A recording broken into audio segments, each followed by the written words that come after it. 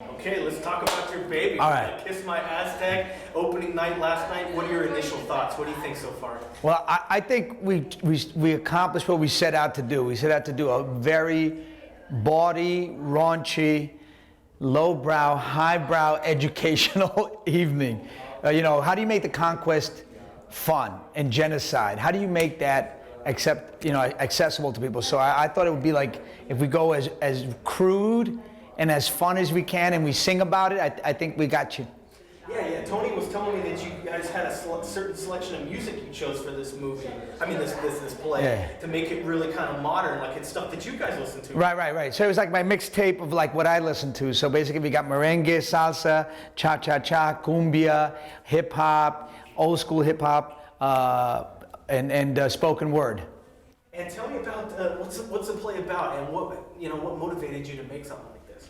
Well, I felt like our stories are just missing. Latinx stories are just missing everywhere, and we have such a rich culture to pull from. So I thought, let's make a musical let's start with the Aztec conquest. And so this is about a group of rebels during the conquest who fight against the Europeans to get their freedom, and that's the birth of resistance. That's cool. Now, how long have you known Tony and worked with him before? Yes, I worked with Tony for many years. I did Ghetto Clown under his tutelage at the Berkeley Rep Theater. He was the artistic director, and then he directed Latin History for Morons, which got me my first Tony. Tony got me my first Tony. Yeah. That's awesome. How do you like writing for plays? Oh, I love it, man. I think there's the greatest freedom is in theater, because you don't. There's not so many gatekeepers and so many people, in the mix. Too many cooks in the kitchen. It's not. You're free to like really create the vision as you see it, and the only thing that matters is does it connect with an audience. That's all. Yeah. What's your favorite part about making something like this? Watching it, seeing this super amazing young talented people who are quadruple threats. These guys can sing, dance, act, and are funny and make you laugh. And I mean, I just love to sit back and just laugh and enjoy and groove to the great songs. That's awesome. Now, how long is the play going to be going on? And is it going to be here, or where's it going to be? Well, it's going to be here at the Weiss Theater at La Jolla Playhouse until October 13th.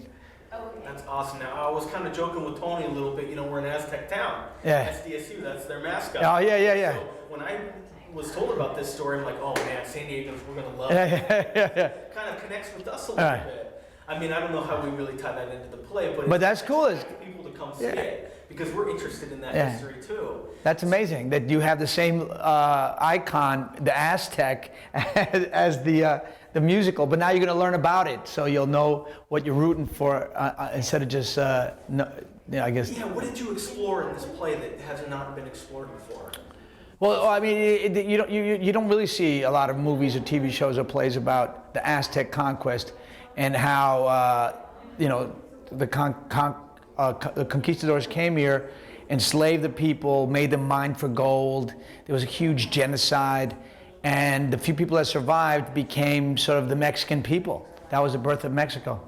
And Tony and I were talking about some of the writing too. Now tell me about how you developed that and stylized that, because it's kind of modern language but in a historical setting, but you kind of added some THs to some things and had some fun. Yeah. We had a lot of fun with the language, because since it's a period piece, 1600s, we thought we'd do more like a sort of an Elizabethan ghetto patois.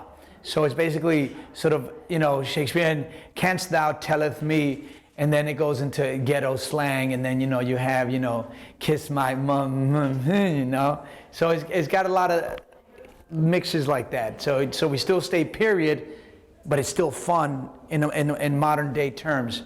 That's cool. So it's like a historical comedy, but it also is mature for adults. It's got some language in it. Oh, it's got language. It's got language. It's got attitude. It's got a lot of stuff that it's not for the little children.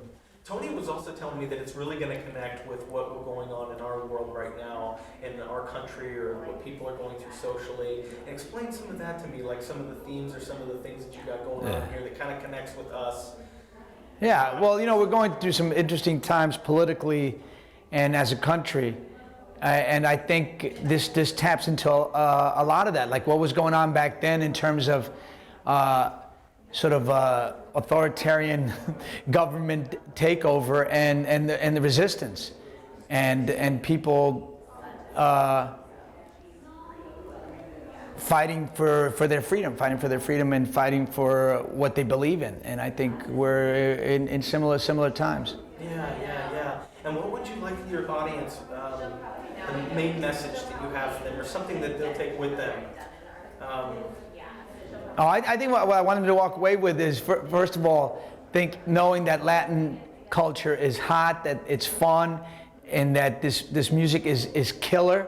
And then I want them to go look up the information. I want them to do a little Googling when they go home and start reading up on the Aztecs. It's a fascinating history and culture. They brought so much to the world, and I like them to go investigate that. Now, did they faithfully adapt your play, so your costumes and your vision really came through the way you wanted? Yeah. So it's like kind of like a combination mix, as well. The costumes are period, but at the same time they're modern, just like the language.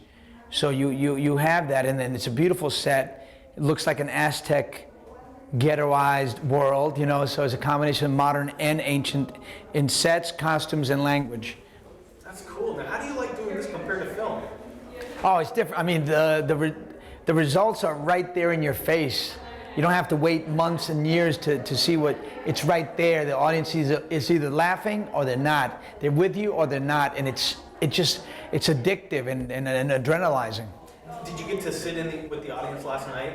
No, I sat with him at Berkeley. Okay, and what did that feel like? Oh my God, it was electric. I mean, to have people laughing and enjoying and jumping to their feet at the end, you just feel like, oh man, it's good to be of service, to give to the people. It's always great to give back. Do you also feel like writing plays that the director is more faithful to your vision and your words and everything? They don't like option it and rip it apart and do their own thing. You feel theater is definitely much more respectful that way in terms of respecting playwrights than TV or film, where things get changed, but for obvious reasons. I mean, you're under financial constraints, time constraints. You got to change stuff in film, but in theater, it's a long, slow process, so you can respect and make changes that are sort of, they check in with the playwright. It's collaborative, but done in a respectful kind of way. Yeah, that's cool. I really like that too. What's one of your favorite parts about the play? I think it's the spoken word aspects of it. Like when we go into like political spoken word, and it's on a beat, and the beat is hot, and it's like,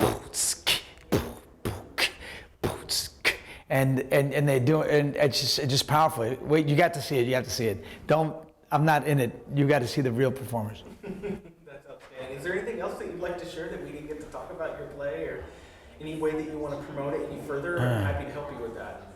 Yeah. Well, I think everybody should see Kiss My Ass because it's hilarious, it's raunchy, it's lowbrow, and yet at the same time, you accidentally are learning so much stuff that you would leave out. You leave the theater being learned and educated. That's awesome. Cool. Thanks, John.